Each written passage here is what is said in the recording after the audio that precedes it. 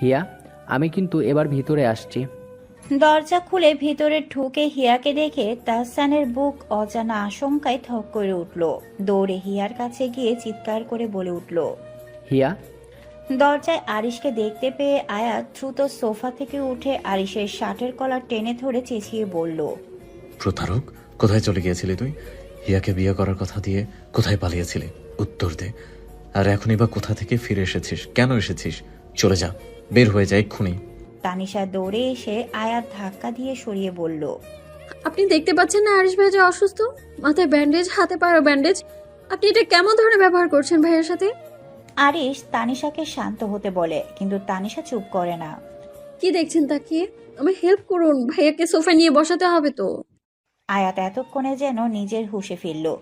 আরিশকে দেখে এতদিনের চাপার রাগ নিয়ন্ত্রণ করতে পারেনি আয়াত। তানিশার কথা শুনে ওরা দুজনে মিলে আরিশকে নিয়ে সোফায় বসালো। ওয়াজিদ ইসলাম ও মিসেস শবনম চুপচাপ শুধু দেখছে আরিশকে, কিন্তু কিছু বলছে না। তানিশা মেঝেতে বসে আরিশের কোলে মাথা রেখে ফুফিয়ে কেঁদে উঠে বলল। ভাইয়া কি হয়েছে তোমার? এই অবস্থা কেন? কোথায় ছিলে তুমি এতদিন? আরিশ কিছু বলার আগে আয়াতের দিকে তাকালো একবার। আয়াত ওর পাশেই দাঁড়িয়ে আছে। আরিশকে ওর দিকে তাকাতে দেখে আয়াত আরিশের কাঁধে হাত রাখলো। আয়াতের হাতের উপরে হাত রেখে আরিশ এরপর হাতটা সরিয়ে নিয়ে বলল। আমি প্রথমেই আপনাদের সকলের কাছে মাপ চেয়ে নিচ্ছি। আমি যে অপরাধ করেছি সেটার হয়তো ক্ষমার যোগ্য নয়। তুমি ঠিকই বলেছ, তোমার বাবা তোমাকে সঠিক শিক্ষা দিয়েই বড় করতে পারেনি, আর করবেই বা কিভাবে? সে নিজেই তো তোমাকে শেখাচ্ছেন কিভাবে প্রতারণা করতে হয়। ওয়াজিদ ইসলামের কথা শুনে আরিশ নিজেকে সামলে শান্ত কণ্ঠে বলল। যা বলার আমাকে বলুন আঙ্কেল, দয়া করে আমার বাবাকে নিয়ে কিছু বলবেন না, অনুরোধ করছি। কেন বলবো না, অবশ্যই বলবো। সত্য কথা শুনতে গায়ে লাগছে বুঝি। ওয়াজিদ ইসলাম একটু চেঁচিয়ে বললেন কথাটি। তানিশা আরিশের কোল থেকে মাথা তুলে উঠে দাঁড়ালো। আরিশও উঠে দাঁড়িয়ে হাতের মুঠো জোরে চেপেই বলল। চুপ করুন, চুপ করুন, দয়া করে মৃত ব্যক্তির নামে বাজে কথা বলবেন না। আমার বাবার কোনো দোষ নেই, তাকে শান্তিতে থাকতে দিন। কথাগুলো বলে আরিশ আবার থপ করে সোফায় বসে পড়ল। নিচের দুই হাত দিয়ে মুখ চেপে ধরে মাথা নিচু করে বসিয়ে রইল। বাকি সবাই আরিশের কথা শুনে প্রচন্ড ধাক্কা খেয়েছে। তানিশার চোখ দিয়ে পানি পড়ছে। ওয়াজিদ ইসলাম ধীর কণ্ঠে বলল। কি কি বললে তুমি? মিসেস শবনম দৌড়ে এলেন আরিশের কাছে। আরিশের পাশে বসে তার কোলে আরিশকে মাথা রাখতে বললেন। আরিশ তাই করল। আরিশ নিজের কষ্টগুলো প্রকাশ করতে যেন এমন কোনো স্থানে খুঁজছিল। আরিশ ডুকরে কেঁদে উঠল। ওয়াজিদ ইসলাম, মিসেস শবনম ও আয়াত আরিশের মতো এত শক্ত একজন মানুষকে বাচ্চাদের মতো এভাবে কাঁদতে দেখে অবাক হলো খুব। সাথে সবাই প্রচন্ড কষ্টও পেল। আরিশের তো আপন বলতে আর কেউ রইলই না এই পৃথিবীতে। মিসেস শবনমও কাঁদতে লাগলেন। তানিশাও কাঁদছে নীরবে। আয়াত অন্যদিকে ঘুরে নিজের চোখের পানি আটকানোর চেষ্টা করলো। বেশ কিছুক্ষণ পর আরিশ কান্না থামিয়ে উঠে বসলো। আয়াত পানি এনে আরিশকে দিল। তারপর আরিশ বলতে শুরু করলো। বাবার অফিসে গিয়ে বাবাকে জানালাম, বললাম বাবা আমি বিয়ে করছি হিয়াকে। বাবা তো খুশিতে আত্মহারা, আমাকে জড়িয়ে ধরলেন। তারপর বললেন, এই খুশির খবরটা আমাকে আগে কেন বলিসনি? আমি বললাম, সামনাসামনি বলে তোমার এই হাসি মাখা মুখটা দেখতে চেয়েছিলাম বাবা। বাবা যখন শুনলো আগামীকালে বিয়ে, তখন আমাকে নিয়ে দ্রুত অফিস থেকে বের হয়ে পড়লো। আমরা এয়ারপোর্টে যাওয়ার জন্য গাড়িতে উঠলাম। আমি ড্রাইভ করছিলাম। আমি হিয়াকে কল দিলাম আমরা আসছি এটা জানানোর জন্য, কিন্তু হিয়া হয়তো ঘুমিয়ে থাকার কারণে ফোনটা ধরতে পারিনি। তারপর আমি ভাবলাম তাহলে একটা মেসেজ দিয়ে রাখি। ড্রাইভ করছিলাম আর মেসেজ টাইপ করছিলাম, কিন্তু হঠাৎই খুব বাজেভাবে অ্যাক্সিডেন্ট হয়ে যায় আমাদের। আমি গাড়ি স্টিয়ারিংয়ের সাথে বাড়ি খাই সজোরে, আর দেখতে পাচ্ছিলাম আমার বাবা গাড়ির জানালার গ্লাসের সাথে বাড়ি খেয়ে কাঁচ ভেঙে মাথার বাইরে বের হয়ে যাচ্ছে। এরপরে আমার আর কিছু মনে নাই। পুরো 9 দিন জ্ঞান ছিল না আমার। আইসিইউতে ছিলাম।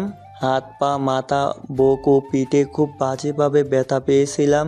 জ্ঞান ফেরার পর জানতে পারলাম বাবা আর পৃথিবীতে নেই, চলে গিয়েছেন আমাকে একা ফেলে।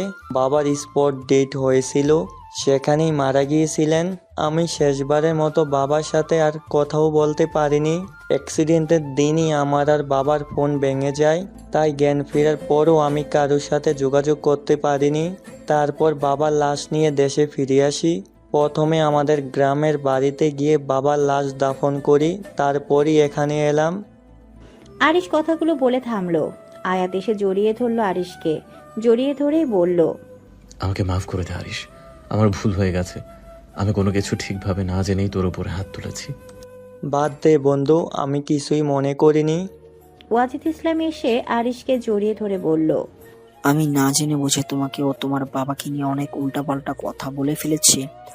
আমাকেও পারলে মাফ করে দিও। ছি ছি আঙ্কেল, এসব কি বলছেন? আপনি তো আমার বাবার মতো। মাপ চেয়ে আমাকে লজ্জিত করবেন না। আরিশ একটু রুমের দিকে তাকাচ্ছিল। আয়াত সেটা খেয়াল করেছে, কিন্তু সত্যি বলার সাহস নেই ওর।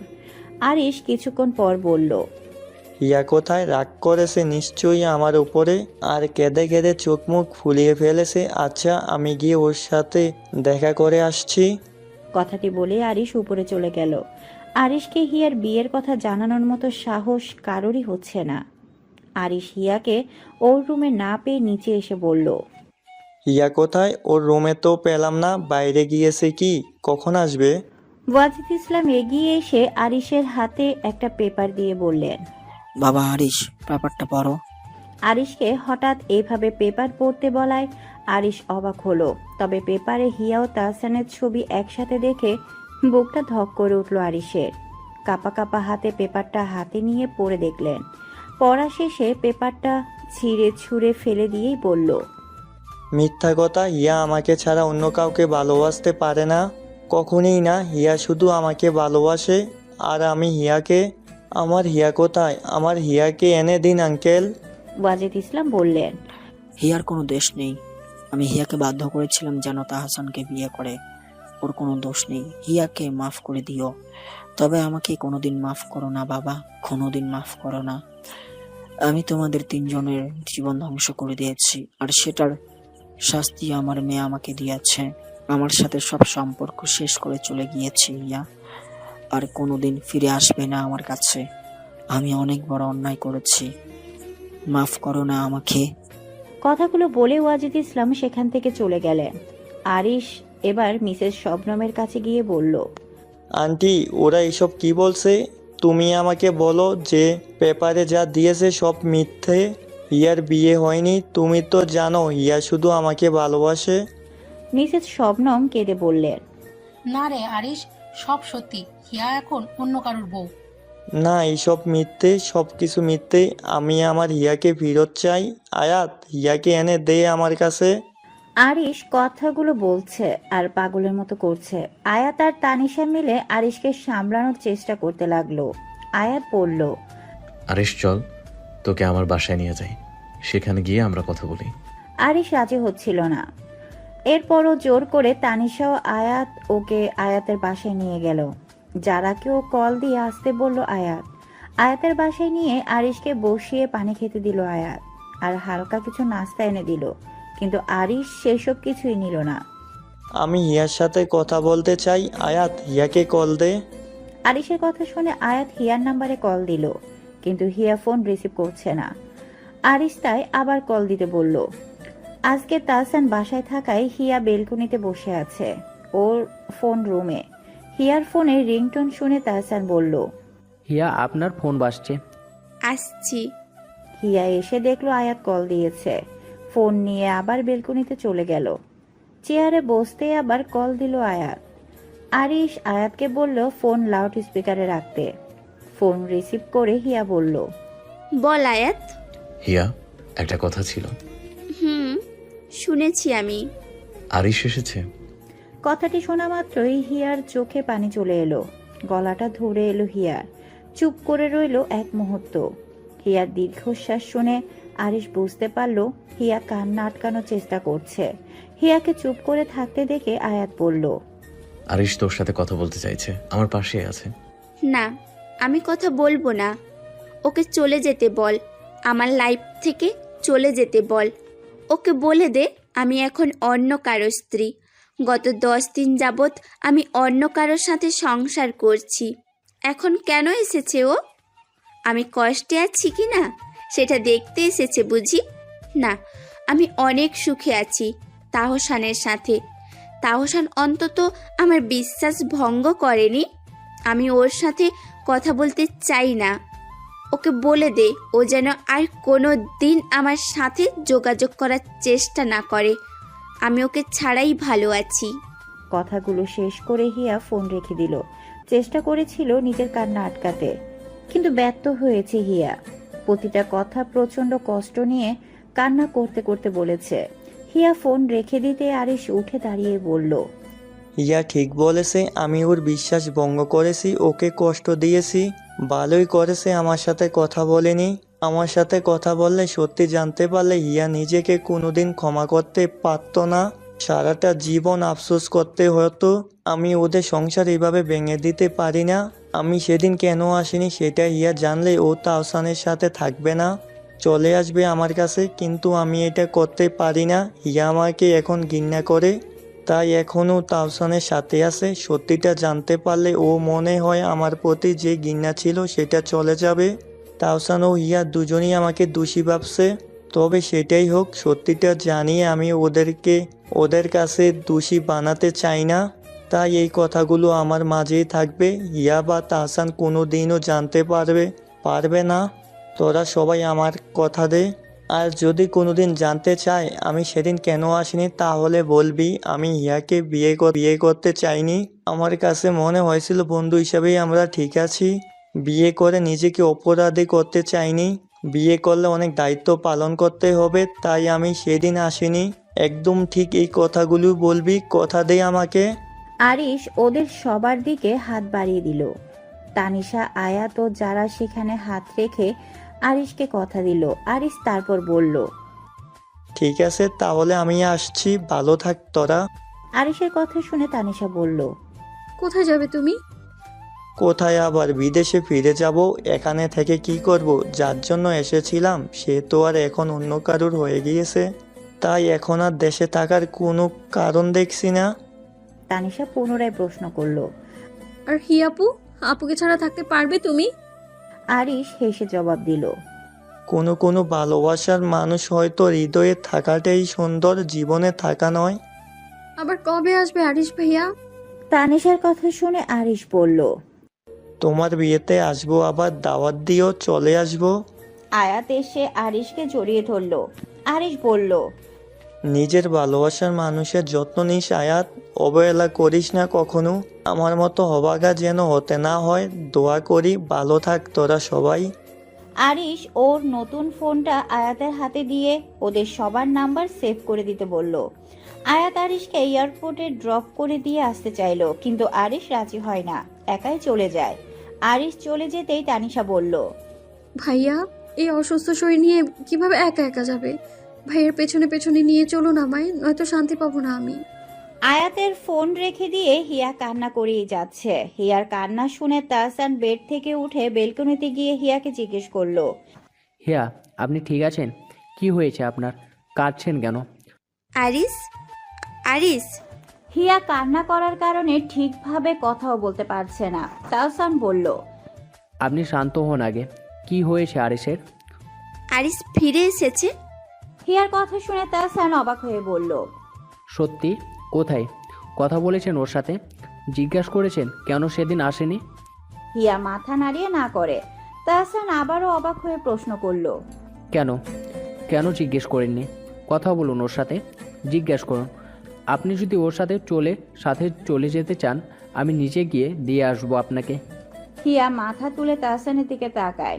হিয়ার জিজ্ঞাসা দৃষ্টি দেখে তাহসান বলল, আপনাকে কিছুই নিয়ে ভাবতে হবে না, সব কিছুর ব্যবস্থা আমি করব। ডিভোর্সের ব্যবস্থাও করে ফেলবো খুব জলদি। আমি জানি আপনি আরিশকে ছাড়া ভালো নেই। এই 10 দিনে আপনি একটুও ভালো ছিলেন না আরিশকে ছাড়া। প্রতি মুহূর্তে আপনি ফোন চেক করেন, এই বুঝি আরিশ কল দিল। বাসায় কলিং বেলের শব্দ শুনলে আপনি ভাবেন এই বুঝি আরিশ এসেছে আপনাকে নিতে। আপনি ঠিকভাবে ঘুমান না, ঠিকভাবে খাওয়া দাওয়া করেন না, সারাদিন কান্না করেন। এভাবে কেউ ভালো থাকতে পারে না। আপনি আরিশকে আরেকটা সুযোগ দিন, ওর সাথে কথা বলুন, সব কিছু ঠিক করে নিন। তাহসানের কথা শুনে হিয়া খুশি হয়ে যায়, দ্রুত আয়াতকে কল দেয়। তানিশার কথা শুনে আয়াত, যারা ও তানিশাকে নিয়ে আরিশের পিছু পিছু যাওয়ার জন্য বের হলো। গাড়িতে ওঠার আগে হিয়া আয়াতকে কল দিল আবার। আয়াত গাড়ির চাবি জারাকে দিয়ে গাড়ি ড্রাইভ করতে বলে ফোন রিসিভ করলো। গাড়িতে উঠে বসে হিয়াকে বলল। বল হিয়া। ওপাশ থেকে হিয়া বলল, আরিশ কোথায়? ওকে ফোনটা দে একটু, আমি ওর সাথে কথা বলবো। আরিশ তো চলে গেছে। আয়াতের কথা শুনে হিয়ার বুকটা মোচড় দিয়ে উঠে, কান্না চেপে প্রশ্ন করে। কোথায়? কানাডা। হিয়া পুনরায় প্রশ্ন করে। আজই চলে গিয়েছে? তাহলে কেন এসেছিল? আর বিয়ের দিন কেন আসেনি? আয়াত খুব কষ্টে জবাব দিল। আরিশ এসেছিল তোকে আর তাহসানকে বিয়ের শুভেচ্ছা জানাতে, আর সেদিন আসেনি। কারণ হচ্ছে আরিশ তোকে বিয়ে করতে চায়নি। ওর কাছে মনে হয়েছিল বন্ধু হিসেবে ও তোর কাছে ঠিক ছিল। বিয়ে করে নিজেকে পরাধীন করতে চায়নি আরিশ। বিয়ে করলে অনেক দায়িত্ব পালন করতে হবে, কিন্তু এসব দায়িত্ব আরিশের কাছে বোঝার মতো, তাই সেদিন আসেনি আরিশ। আরিশের বলে দেওয়া কথাগুলোই বলল আয়াত হিয়াকে। আয়াত বুঝতে পারলো যে আরিশ হয়তো বুঝেছিল হিয়া আবার কল দিবে ওকে, কল দিয়ে জানতে চাইবে। তাই হয়তো আরিশ ওদেরকে এই কথাগুলো শিখিয়ে দিয়ে দ্রুত চলে গিয়েছে। হিয়া আর কোনো কথা শুনতে পারলো না আয়াতের। ফোনটা তাহসানের হাতে দিয়ে হিয়ার রুমে গিয়ে বেডে শুয়ে শুয়ে কাঁদতে লাগলো। তাহসান ফোন নিয়ে আয়াতকে জিজ্ঞেস করতে আবার সেই সেম কথাগুলি বলল আয়াত। এতে যেন আরিশের প্রতি আরো বেশি ঘৃণা বেড়ে গেল তাহসানের। তাহসান ফোন রেখে দিল। আয়াত ফোন রেখে মাথায় হাত দিয়ে বসে রইল। তানিশা আর যারা বুঝতে পারলো হিয়া ও তাহসানকে আয়াত আরিশের বলে দেওয়া কথাগুলো বলে ওদের মনে আরিশের প্রতি আরো ঘৃণা বাড়িয়ে দিল। যারা লক্ষ্য করলো আরিশ এয়ারপোর্টের দিকে না গিয়ে অন্যদিকে যাচ্ছে, যারাও সেদিকে গেল। বেশ কিছুটা দূরত্ব নিয়ে যারা আরিশকে ফলো করছে, যেন আরিশ বুঝতে না পারে। একটা নির্মাণাধীন কনস্ট্রাকশন বিল্ডিং এর সামনে আরিশ সিএনজি থেকে নামলো, তারপর সিঁড়ি দিয়ে উপর উঠে গেল। আয়া, যারাও তানিশা পেছনে পেছনে গেল। ছাদে উঠে আরিশ আকাশের দিকে তাকিয়ে দাঁড়িয়ে রইল। তানিশারা সিঁড়ির কাছে দেওয়ালের পেছনে দাঁড়িয়ে আরিশকে দেখতে লাগলো চুপচাপ। কিছুক্ষণ পর হঠাৎ আরিশ জোরে চিৎকার দিয়ে উঠল হিয়া বলে। তানিশারা চমকে উঠল। আরিশ বাচ্চাদের মতো জোরে জোরে কাঁদতে লাগলো আর বলতে লাগলো, তোমরা দুজনেই তো এই পৃথিবীতে আমার একমাত্র আপনজন। তোমরা দুজনেই একা রেখে চলে গিয়েছো। আমি কিভাবে থাকবো তোমাদের ছাড়া? তোমরা এত নিষ্ঠুর কেন বাবা? তুমি কেন একা চলে গেলে? আমাকে কেন নিয়ে গেলে না? আমিও তোমার সাথে চলে যেতাম। আমি এত কষ্ট একসাথে সহ্য করতে পারছি না। দেখো বাবা, এখানে, এই যে ঠিক এখানে আমি হিয়াকে আমার ভালোবাসার কথা জানিয়েছিলাম। সেই দিন হিয়া কত খুশি হয়েছিল তুমি তো জানো না বাবা। হিয়া তো বলেছিল সব সময় আমার পাশে থাকবে। তাহলে চলে গেলে কেন আমাকে ফেলে? আমি তো ওকে ছাড়া বাঁচতে পারবো না বাবা। বাবা, তুমি জানো হিয়া আমার সাথে কথা বলতে চায়নি আজ।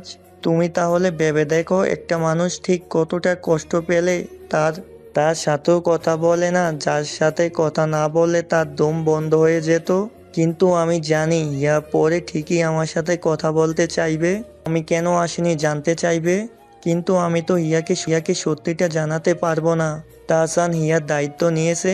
ওরা যদি সত্যিটা জানতে পারে তাহলে তো ওরা কখনোই নিজেদের ক্ষমা করতে পারবে না। ওরা আফসোস করতে থাকবে সারা জীবন।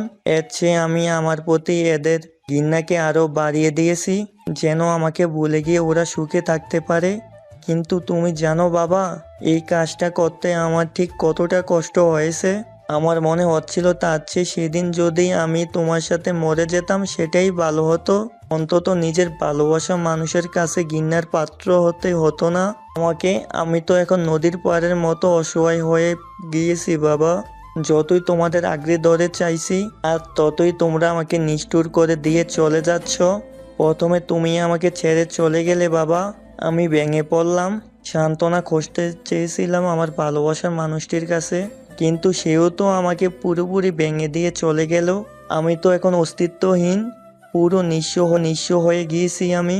বাবা, তুমি না বলতে পরিস্থিতির সাথে লড়াই করা যায়, কিন্তু ভাগ্যের সাথে নয়। ভাগ্য সত্যিই এক আজব জিনিস, কাউকে সব দেয় আবার কারুর থেকে সব কেড়ে নেয়।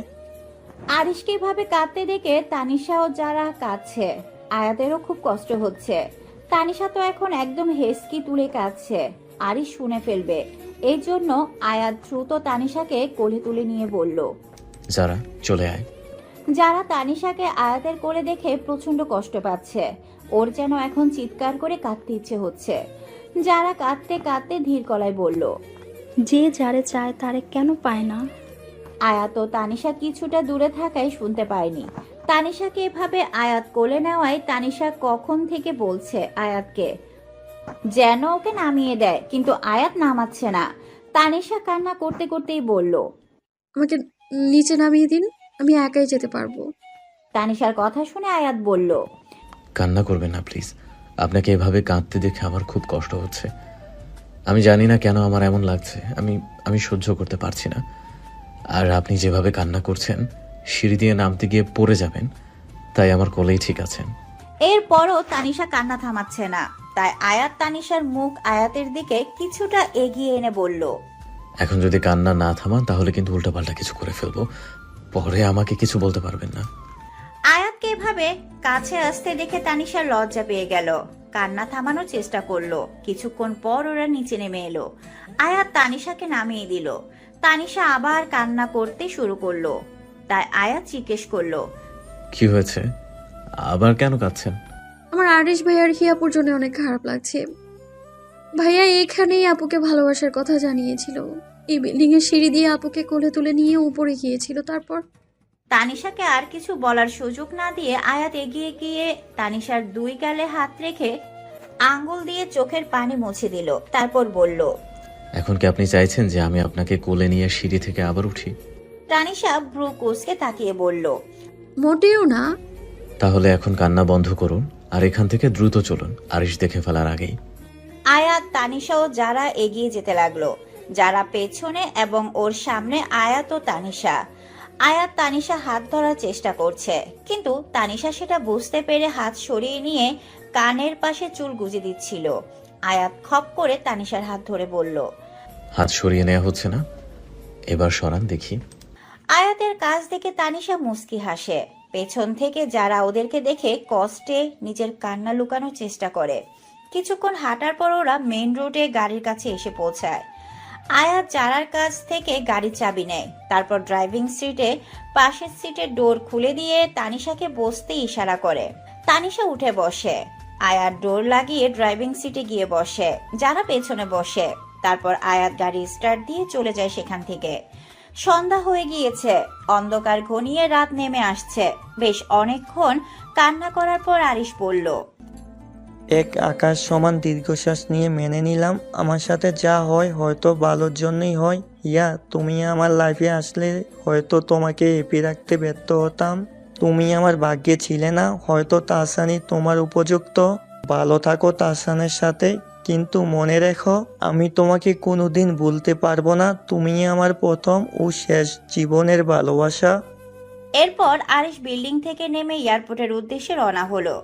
হিয়া আয়াতের সাথে ফোনে কথা বলার পর থেকে কাঁদছে। তাহসান বেলকনিতে বসেছিল, কিন্তু হিয়া এখনো কান্না না থামানো রুমে এসে বেডের পাশে চেয়ার নিয়ে বসে বলল। হিয়া শুনছেন, আমি একটু আপনার সাথে কথা বলতে চাই, একটু উঠে বসবেন প্লিজ। হিয়ার কোনো জবাব নেই। আপনাকে কিছু বলতে হবে না, শুধু আমার কথাগুলো শুনলেই হবে। হিয়া তাহসানের কথা শুনে উঠে বসে। তাহসান হিয়ার দিকে টিস্যু এগিয়ে দিলে হিয়া সেটা নিয়ে চোখ মুছে। তারপর তাহসান হিয়াকে পানি খেতে দেয়। পানি খেয়ে হিয়া বলল। বলুন, আমি শুনছি। দেখুন হিয়া, আমরা কিন্তু অপরিচিত কেউ না। আপনি আমাকে আপনার ফ্রেন্ড ভাবতে পারেন, আমরা তো ফ্রেন্ড হতেই পারি। আপনার কষ্টগুলো, মনে চেপে থাকা কথাগুলো শেয়ার করার মতো কেউ নেই। আপনি চাইলে সেগুলো আমার সাথে শেয়ার করতে পারেন, তাহলে দেখবেন হালকা লাগছে। আমি কখনোই এতে বিরক্ত হব না, আপনাকে কোনো প্রশ্নও করব না। এভাবে সারাদিন একা একা থাকবেন না, দয়া করে কারোর সাথে সময় কাটান, নিজেকে ব্যস্ত রাখার চেষ্টা করুন। চাইলে নিজে নিজে ঘুরতে যেতে পারেন, আর যদি আমার সাথে যেতে চান আমি নিয়ে যাব আপনাকে। ফ্রেন্ডরা তো একসাথে ঘুরতে যেতেই পারে। কোনো দিন আমি আপনাকে ট্রিট দিলাম, আবার কোনো দিন আপনি আমাকে ট্রিট দিলেন। তানিশাকে বাসায় আসতে বলুন, ওর সাথে সময় কাটান। আগে যেভাবে আয়াত যারা ওদের সাথে আড্ডা দিতেন সেভাবে আড্ডা দিন। আর যদি বাইরে বের হতে না চান তাহলে বাসায় মার সাথে সময় কাটান আর সাথে গল্প করুন। আমি তো শুনেছিলাম আপনি অনেক ভালো রান্না জানেন। কেন কোনো দিন আপনার রান্না আমাদের খাওয়াতে পারেন? আপনাকে এভাবে কষ্টে থাকতে দেখে আমরা কেউ ভালো নেই। মা বাবা নিজেদেরকে দোষী ভাবছে। তারা ভাবছে হয়তো আপনার লাইফ ওনারা নষ্ট করে দিয়েছে। তাদের ভাবনাকে ভুল প্রমাণ করে দিন। আপনি তাদের সাথে কথা বলুন, মিশুন, দেখবেন ভালো লাগবে। তবে আমি কিন্তু আপনাকে এটা বলছি না যে আমাদের বিয়েটাকে একটা সুযোগ দিন। আমি এটা কখনোই বলবো না। স্বামীর অধিকারও চাইবো না কখনো। আপনি নিশ্চিন্তে থাকতে পারেন। তবে আমরা ভালো ফ্রেন্ড হয়ে তো থাকতেই পারি। মা বাবাকে দেখানোর জন্য হলেও হ্যাপি থাকার অভিনয় করতে পারি, যেন তারা তাদেরকে দোষী না ভাবে। আর হ্যাঁ, তখন আমি আপনাকে ডিভোর্সের কথা বলেছিলাম বলে এটা ভাববেন না যে আপনি আমার কাছে বোঝা। তাই ডিভোর্স দিতে চেয়েছি। আমি চেয়েছিলাম আপনি আরিসের সাথে হ্যাপি থাকুন, কিন্তু সেটা যেহেতু হচ্ছে না, আপনি আমার সাথেই থাকতে পারেন। আমি কখনোই আপত্তি করব না। আপনি আমার কাছে দায়িত্ব, আর সেই দায়িত্ব আমি প্রপারলি পালন করার চেষ্টা করব। নিজেকে পরাধীন ভাববেন না কখনো। আপনি আগে যেমন ছিলেন এখনও তেমন আছেন। আপনি মুক্ত। তবে যদি কখনো মনে হয় আপনি আমার সাথে থাকতে চাইছেন না বা থাকতে পারবেন না, তাহলে প্লিজ নির্দ্বিধায় আমাকে বলবেন। আমি আপনাকে সেই ব্যবস্থা করে দিব। নয়তো আপনি যতদিন খুশি আমার সাথে থাকতে পারেন। আমি ডিভোর্সের কথা কখনো বলবো না। আর আমার কথা শেষ। আপনার যদি কিছু বলতে ইচ্ছা হয় বলতে পারেন, আর নয়তো বলতে হবে না কিছু। আপনি ঘুমিয়ে পড়ুন। তাহসান কথা বলা শেষ করে রুম থেকে বের হয়ে নিচে চলে গেল। হিয়া আবার কাঁদতে শুরু করলো। হিয়া ভেবেছিল আরিশ হয়তো ওর জন্য ফিরে এসেছে। হিয়া আরিশকে মাফ করে দিতে চেয়েছিল, কিন্তু আরিশ আজকে যে কাজটা করলো তার কারণে হিয়া এখন আরিশকে আরো ঘৃণা করছে। হিয়া ভেবেছিল আরিশ এসে হয়তো ওকে সেদিন না আসার একটা কারণ জানাবে। হিয়া রাগ ভাঙানোর চেষ্টা করবে। হিয়া একবার কথা বলতে চাইলো না বলে এভাবেই ওকে ফেলে রেখে চলে গেল আরিশ। এতদিনের কষ্টের জন্য আরিশের কাছ থেকে সান্ত্বনা পেতে চেয়েছিল হিয়া। হিয়া কাঁদতে কাঁদতে বলল, আমার কষ্টের বিশেষ কারণ কি জানিস আরিস? আমাকে যে বেশি কষ্ট দিয়েছে আমি তার কাছ থেকে সান্ত্বনা পেতে চাইছি। আমি মেন্টালি যত স্ট্রং হই না কেন, ঘুরে ফিরে আমি তোর কাছেই অসহায় রে। সবসময় স্ট্রং থাকা যায় না, ভেতরে চাপা আর্তনাদ লুকিয়ে রাখা যায় না রে। জমে থাকা ব্যথাগুলো হুট করেই আজ এতটা বেড়ে গিয়েছে যে আমি আর পারছি না রে আরিস, পারছি না। আমি যে অনিশ্চয়তার প্রহর গুনছি, তোকে ছাড়া এক বিন্দুও ভালো নেই আমি। গোটা শহর জানে, অথচ তুই জানিস না। হিয়া কান্না থামিয়ে চোখ মুছে আবার বলল, no more waiting, I will end our chapter here. Thank you Aris. এরপর হিয়া ওয়াশরুমে গিয়ে হাত মুখ ধুয়ে এলো।